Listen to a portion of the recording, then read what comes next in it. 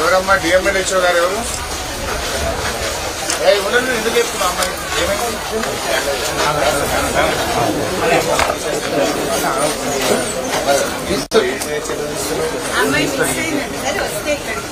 Hospital నుంచి హడావిడిగా తెచ్చి ఈడ తీసుకుంటాం.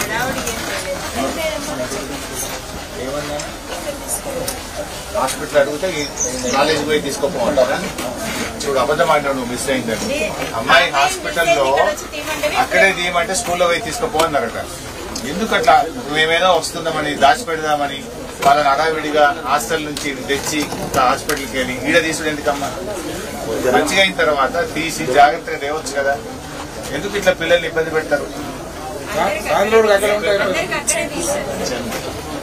ఆడ తీయమంటే ఏమన్నారు? ఇక్కడ మీ నర్సుతో తెప్పించుకోండి వెళ్ళండి.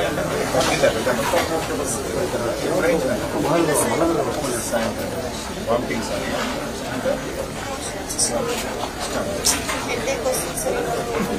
వస్తుందండి. ఇంకా హెడేక్ లాగా వస్తుంది. మేడం ఎందుకు తెలుస్తున్నాం? ఎంతమందికి అయింది?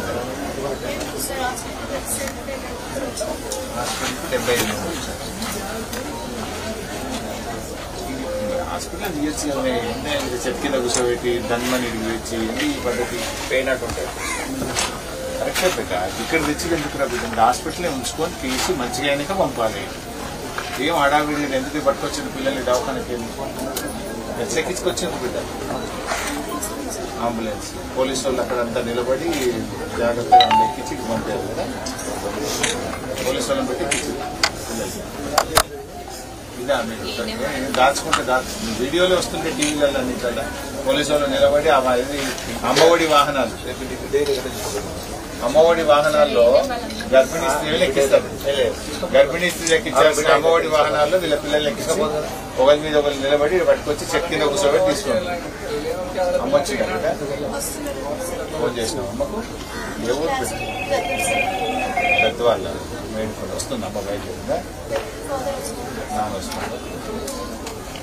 ఇట్లా ఎంతమంది ఉన్నారు బిడ్డ తీయని వాళ్ళు?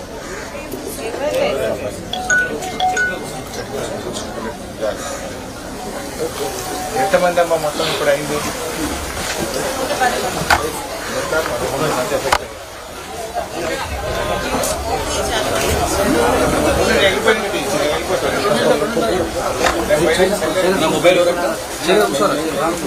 11 మంది ఎఫెక్ట్ అయ్యారు.